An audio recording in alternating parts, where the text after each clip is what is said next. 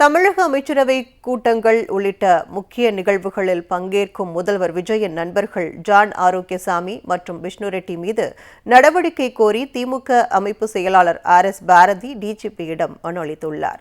தமிழக டிஜிபிக்கு RS பாரதி அளித்துள்ள மனுவில் அரசு நிர்வாகத்தில் எந்தவொரு அதிகாரப்பூர்வ பொறுப்பிலும் இல்லாத ஜான் ஆரோக்கியசாமியும் விஷ்ணு ரெட்டியும் அமைச்சரவை கூட்டத்தில் பங்கேற்பது மற்றும் தலைமை செயலகத்தில் முதல்வரின் அறைக்கு அருகில் தனி அறை பெற்று இயங்குவது அரசியலமைப்பு சட்டத்திற்கு முரணானது என சுட்டிக்காட்டியுள்ளார். அமைச்சர்கள் மற்றும் அரசு உயர் அதிகாரிகள் மட்டுமே அரசின் கொள்கை முடிவுகள், ரகசிய கோப்புகளை கையாள தகுதியுடையவர்கள் என்றும், எந்தவொரு ரகசிய காப்பு பிரமாணமும் எடுக்காத வெளிநபர்கள் அரசின் மிக முக்கிய ஆவணங்களை அணுகுவது சட்டப்படி குற்றமாகும் என்றும் RS பாரதி தெரிவித்துள்ளார்.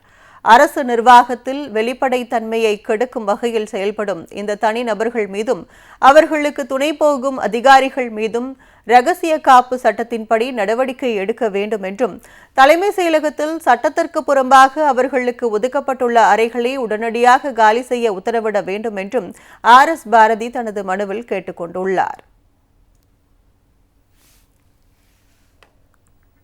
இதனைத் தொடர்ந்து சென்னை அண்ணா அறிவாலயத்தில் செய்தியாளர்களிடம் பேசிய திமுக அமைப்பு செயலாளர் RS பாரதி, அரசியலமைப்பு சட்டத்தை மீறி அரசுக்கு தொடர்பில்லாத நபர்களை அரசு கூட்டங்களில் அனுமதித்த முதல்வர் விஜய் மீது காவல்துறை சட்டப்படி நடவடிக்கை எடுக்க வேண்டும் என வலியுறுத்தினார்.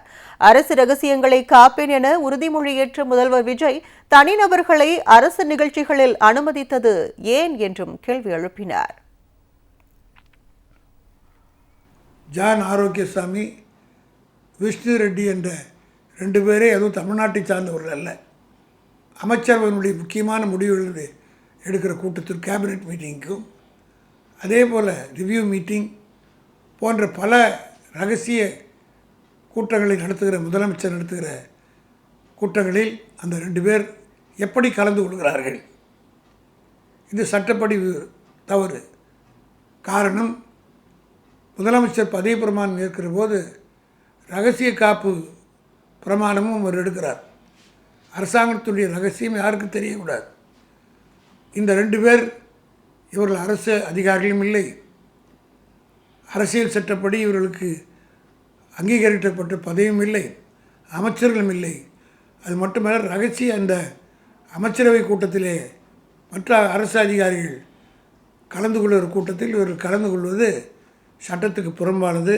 அவர்களை அனுமதித்த அதிகாரிகள் மீதும் நடவடிக்கை எடுப்பதற்கு காவல்துறை டைரக்டர் ஜெனரல் ஆஃப் போலீஸ் டிஜிபிக்கு ஒரு புகார் அளித்திருக்கிறோம்.